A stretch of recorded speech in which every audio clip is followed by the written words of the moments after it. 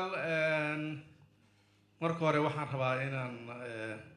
anoo qaabka protocolka ilaalinay inaan halkan ku salaamo gudoomiyaha xisbiga tiir injineer saalax sheekh cusmaan wasiirka hore howlaha guud iyo guriyeynta ee dowladda federaalka ahna gudoomiyaha xisbiga tiir waxaan halka sidoo kale ka salaamayaa ama soo dhaweynayaa runtii inuu goobjoog ahaado senator cabdikaafi oo aqalka sare mathalaya fadhigan iyo xildhibaanad fawsiye xaaji aadan yuusuf xaaji aadan oo mathalaysa aqalka baarlamaanka federaalka soomaaliya sidoo kale madasha wadatashiga walaalkeen ekis wasiirkeenii hore walaalkeen saciid qorsheel oo runtii aan caawa si gaar ah aan ugu hambalyeynayno sida gaarka u taabtay waxqabadka xisbiga tiir siduu noogu bogaadiyey aad buu u mahadsan yahay waxaan sidoo kale halkan kusoo dhaweynaya dhammaan gudoomiyaasha xisbiyada waxaa halkan nala jooga xildhibaanadii hore ee federaalka toddobaad baarlamaankii toddobaad sideedaad iyo sagaalaad ayaa halkan goobjoog ka ah si gaara waxaan u garanayaa saaxiibkay walaalkay oo reer UK ah maxamed yuusuf dhagacadde runtii waxaa halkan fadhiya xildhibaano ka socdo maamul goboleedyada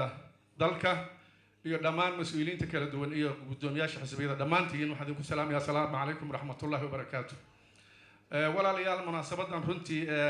waxay ku qabsoontay kadib markii gudoomiyaha xisbiga tiir uu ku taliyey muddo hore in si ka duwan sidii loo qaban jiray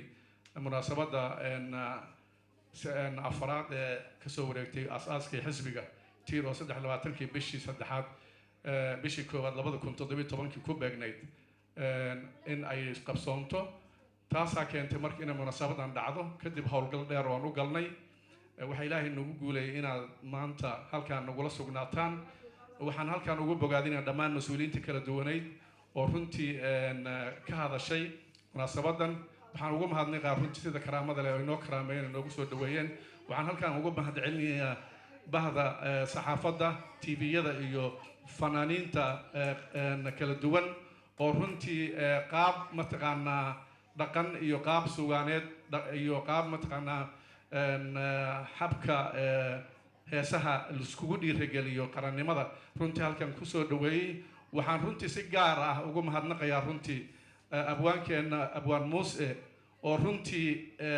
aad garanayseen runtii isagoo da'daasa qiirada soomaalinimada ee qaaday oo runtii annaga nafteena naga ilmaysiiyey xaqiiqatan waa dareen guud marka hadafka aanu leenahay ee xisbiga tiir waxaa ka hadli doona gudoomiyaha waxaan rabaa si gaara inaan wax yar u taabto waxaan halkan ku bixin doonaa shahaadooyin 15 qof ah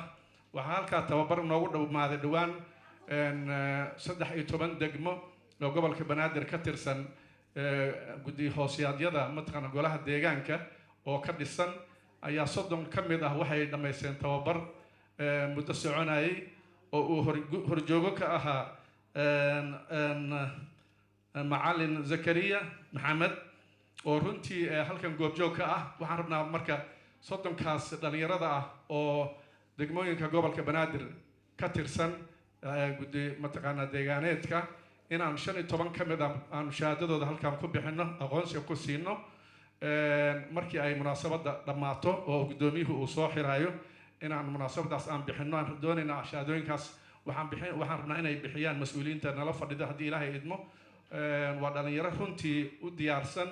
inay mataqaanaa siyaasadda cusub ee dalka hiigsiga cusub ee qaranka soomaaliya dhammaan ay u hiigsanayo inay qayb ka noqdaan u bisil inay ka shaqeeyaan nidaamka xisbiyada ama multi party systemka inay ka shaqeeyaan loo tababaro u carbisan marka waxaan rabaa waqtigaan nahaayo aad iyo aad u ciriiri ah mar raba inaan hadalka intaa kasii badiyo dhammaan kasoo qaybgalayaasha marwooyin iyo mudanayaal waxaan idinkaga mahadnaqaynaa runtii sida karaamada leh ood noo soo karaamayseen oo goobaha kala duwan ee magaalada muqdisho ay ka koobantaha aad isaga kala timaadeen